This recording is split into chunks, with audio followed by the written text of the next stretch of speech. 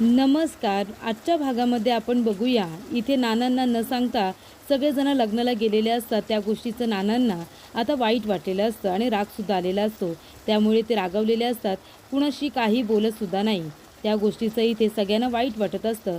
ऋषिकेश, जानकी त्याचबरोबर सुमित्रा तिघेही आता नानांकडे आशेने बघत असतात की नाना आता तरी राग सोडतील आणि त्यांच्याजवळ बोलतील. पण तसं काहीच होत नाही. तेव्हा इथे नानांनी आपल्या गोळ्यासुद्धा घेतलेल्या नसतात. जानकी येते आणि म्हणते, नाना तुमची औषधं घ्या बरं, औषधं घेण्याची वेळ झाली आहे. नाना ऐकताय ना? तेव्हा इथे नाना मात्र आता शांत बसलेले असतात. ऋषिकेश म्हणतो, नाना तुम्ही आमच्यावरती रागवले आहेत ना, तुम्ही आम्हाला ओरडा, हवं तर भांडा आमच्याशी, पण तुम्ही आमचा राग त्या गोळ्या औषधांवरती काढू नका, औषधं घ्या बरं. तेव्हा इथे सुमित्रा म्हणते, जानकी माझ्याकडे दे. आणि सुमित्रा म्हणते, अहो असं काय करताय तुम्ही, लहान मुलांसारखं हट्ट करू नका, औषधं घ्या बरं. तेव्हा नाना म्हणतात, अच्छा म्हणजे तुम्ही करताय ते सगळं बरोबर आणि मी करतोय ते लहान मुलांसारखं हट्ट आहे का? तुम्ही मला काही न सांगता माझ्याशी खोटं बोलून तिघेजणं घराबाहेर पडलात, त्याला काय बोलतात? तेव्हा ऋषिकेश म्हणतो, नाना आमचं चुकलं, पण आमचा राग तुम्ही आता औषधांवरती काढू नका. आणि आम्ही हे सगळं कुणासाठी केलं? आपल्या सौमित्रसाठीच केलं ना. तेव्हा नाना म्हणतात, सौमित्रचं नावसुद्धा या घरामध्ये काढू नको, सांगितलं होतं ना कुणीही त्याच्या लग्नाला जाऊ नका म्हणून. तेव्हा इथे ऋषिकेश म्हणत असतो, नाना असं कसं, तो सुद्धा माझा भाऊच आहे, सख्खा आहे तो आपला, तो सुद्धा रणदिवे आहे. मग त्याचं लग्न आहे आणि त्याच्या घरात तिथे कुणीच नसतील, कसं वाटलं असतं त्याला? तेव्हा इथे आता सुमित्रा हात जोडून माफी मागते आणि म्हणते, हे बघा तुम्ही प्लीज मला माफ करा. आणि याच्यामध्ये आहे ना जानकी आणि ऋषिकेशची काहीसुद्धा चुकी नाही आहे, कारण त्यांनी मला खोटं बोलून नेलं नव्हतं.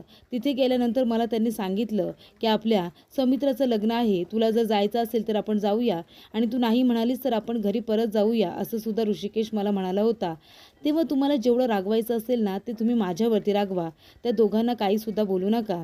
तेव्हा इथे सुमित्रा म्हणत असते, माझ्या मुलाचं लग्न आहे आणि मी तिथे गेले नाही, कसं वाटेल ते?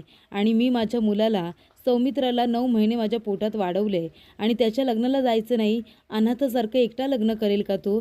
त्याचं कुटुंब असताना त्याचं अनाथासारखं लग्न झालेलं मला चाललं नसतं, म्हणून मी तिथे गेले होते, मला माफ करा.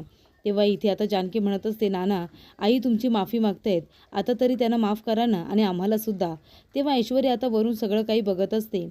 तेव्हा इथे आता ओवी येते आणि म्हणत असते, नाना आजोबा हे सगळं काय आहे? इथे आजी तुला सॉरी म्हणते आणि तू अजूनही तिला इट्स ओकेसुद्धा म्हणत नाही आहेस. हे बघ असं चालणार नाही, तू आजीला इट्स ओके म्हण बरं. तेव्हा इथे आता नाना म्हणत असतात, आता ओवीनेच तुमचं वकीलपत्र घेतलं आहे म्हणजे मी तरी काय बोलणार? जाऊ दे, आता ओवीने वकीलपत्र घेतले म्हणजे आजीच जिंकणार. तेव्हा इथे ओवी म्हणत असते, नाना आजोबा म्हणजे तुम्ही आजीला आता माफ केलं ना, तुम्ही इट्स ओके म्हणालात ना. तेव्हा इथे नाना आजोबा म्हणतात, हो हो मी इट्स ओके म्हणालो आहे आणि माझा रागसुद्धा गेला आहे. तेव्हा ओवी खूपच जास्त खुश होते, आपल्या आजीला आणि आजोबांना पुन्हा मिठी मारते आणि दोघांनाही आता ती थँक्यू म्हणत असते. तर इथे आता आजोबांचा रागसुद्धा गेल्यामुळे ऐश्वर्याला मात्र खूप जास्त राग आलेला असतो, कारण ओवीने येऊन आता इथे आजोबांचा राग घालवलेला असतो. तेव्हा इथे सुमित्रा म्हणत असते, आता सगळं जाऊ द्या, आधी तुम्ही गोळ्या औषधं घ्या बरं. तेव्हा नाना आजोबा लगेचच गोळ्या घेतात. त्यानंतर इथे ऐश्वर्या आपल्या रूममध्ये येते आणि म्हणत असते की एवढी चिकट माणसं आहेत ना, ती कितीही हातोडा घातला तरीसुद्धा एकमेकांपासून दूर होत नाही, असं आता ती म्हणत असते. तर इकडे जानकी येते आता उठवायला. तेव्हा जानकी आता ओवीला उठवत असताना म्हणते की माझी छोटी मनीमाऊ अजून उठलेली नाही आहे का? तेव्हा इथे उठा उठा, लवकर आता फ्रेश व्हायचं आहे, संडे असला म्हणून काय झालं? तेव्हा इथे ओवी अजून शांतपणे झोपलेलीच असते. जानकी म्हणत असते की ओवी बाळा, हे बघ उठ, आता किती वेळ झाला, आता संडे आहे म्हणून काही दिवसभर झोपूनच राहणार आहेस का? तेव्हा इकडे ओवी उठते, आपल्या आईला प्रेमाने मिठी मारते आणि गुड मॉर्निंगसुद्धा विश करते. त्यानंतर इथे ओवी म्हणते की आई आज संडे आहे, तू मी आणि बाबडू आपण तिघंजणं काहीतरी गेम खेळूया. तेव्हा इथे जानकी म्हणत असते की ओवी बाळा, अगं तुझे बाबडू घरामध्ये नाही आहेत, ते ऑफिसला गेली आहेत ना. तेव्हा ओवी म्हणते संडे आहे तरीसुद्धा. तेव्हा इथे जानकी म्हणत असते, अगं संडे असलं म्हणून काय झालं, त्यांना काहीतरी महत्त्वाचं काम असेल म्हणूनच ते गेलेत ना. तेव्हा ओवी म्हणते, पण आता मी बोर होईन ना आई, आपण दोघीजणी काय खेळणार? तेव्हा जानकी म्हणते, अगं आपण एक काम करूया, आपण सारंग काका आणि ऐश्वर्या काकीच्या लग्नाचा अल्बम बघूया, चालेल ना? तेव्हा ओवीला आनंद होतो, ती म्हणते ठीक आहे, मी लगेच फ्रेश होऊन येते, आपण दोघीजणी अल्बम बघूया. तर इकडे ऐश्वर्याला आता आठवत असतं, तिने येऊन सौमित्राला त्या अवंतिकाबरोबर बघून त्यांना चांगलीच धमकी दिलेली असते. ती म्हणते, मी पण बघते ना तुमच्या दोघांचं लग्न कसं काय होतं ते, मी असताना ते शक्य नाही आहे.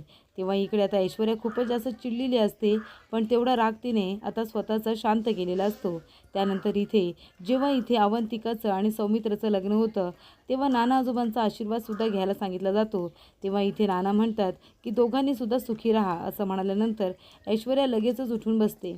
तेव्हा तिथे ओवी येते आणि म्हणत असते, काकी तुझ्या आणि काकाच्या लग्नाचा अल्बम कुठे सांग ना मला. तेव्हा तिथे ऐश्वर्या म्हणते, असेल बघ तिथेच कुठेतरी ठेवला असेल. तेव्हा इथे ओवी म्हणत असते, तू जरा देतेस का मला शोधून, प्लीज दे ना, कुठे ठेवलं आहेस ते. तेव्हा ऐश्वर्या म्हणते, काय की तुझी सकाळ सकाळ भुनभुन, एक तर तुझी आई रोज सकाळी 7 वाजता उठवते, मला कामं करायला सांगते, मला राबवून घेते आणि आता सुट्टी आहे तर तू आलीस का माझ्या डोक्यावरती भुनभुन करायला. आधी शोध, तुझा सारंग काका कुठे आहे ना ते शोध. मला नाही माहिती की अल्बम कुठे आहे ते, कळलं तुला. जा आता इथून जा, उगाच इथे भुनभुन करत उभी राहू नकोस. तेव्हा इथे ओवीला वाईट वाटतं, ती लगेचच रडत तिथून जात असते.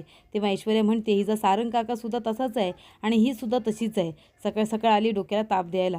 त्याच्यानंतरला इथे जानकी विचारत असते की आई नानांचा राग आता निवळला आहे का. तेव्हा इथे सुमित्रा म्हणत असते, हो ना गं, त्यांचा राग आता थोडा कमी झाला आहे, तू नको काळजी करू.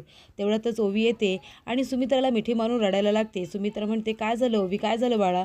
तेव्हा ओवी म्हणत असते, मी ऐश्वर्या आंटीकडे गेले होते अल्बम मागायला लग्नाचा, तर ती माझ्यावरती ओरडली आणि म्हणाली की नंतर अल्बम बघ म्हणून, आधी मला झोपू दे. एकतर तुझी आई रोज सकाळी 7 वाजता मला उठवते आणि कामं करायला सांगत असते अशी मला म्हणत होती, पण तिने मला अजिबात अल्बम बघायला सुद्धा दिला नाही आहे.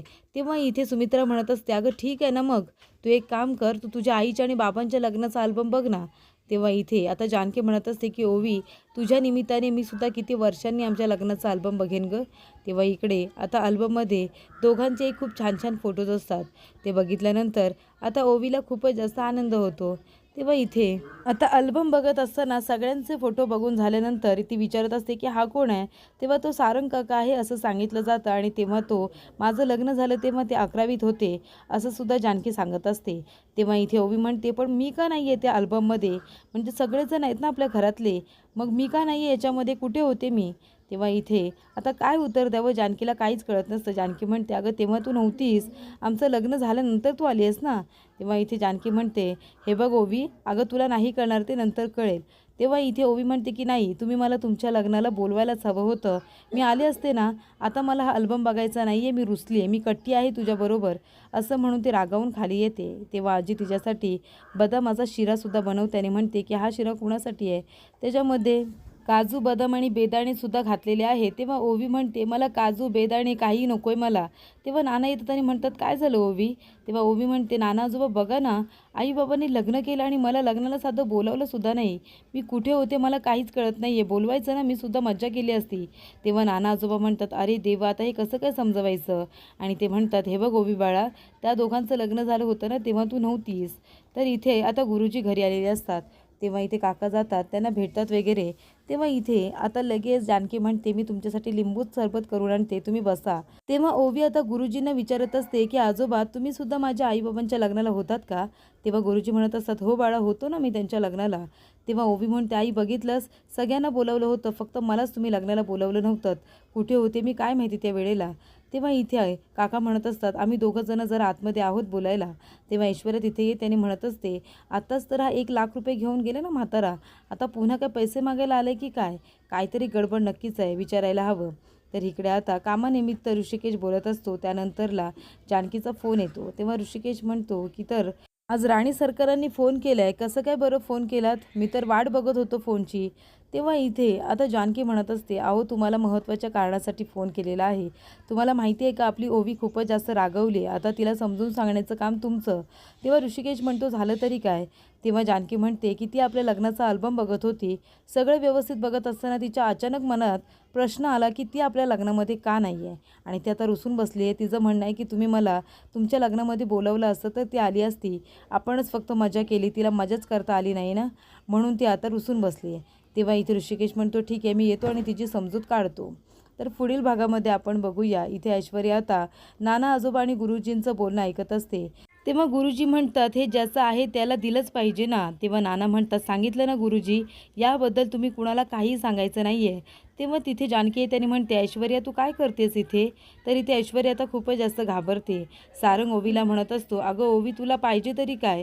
तेव्हा ओवी म्हणते की मला हे हवं आहे की माझ्या आईबाबांचं लग्न आपण पुन्हा लावून देऊया. तेव्हा सगळेजण आश्चर्याने मागे वळून बघतात आणि म्हणतात काय? तेव्हा इथे ओवी म्हणते, हो मला माझ्या आईबाबांच्या लग्नामध्ये मजा करायची आहे. तेव्हा इथे जानकी आणि ऋषिकेश दोघंजण एकमेकांच्या तोंडाकडे बघायला लागतात, कारण ओवीने अशी आता अट घातलेली असते.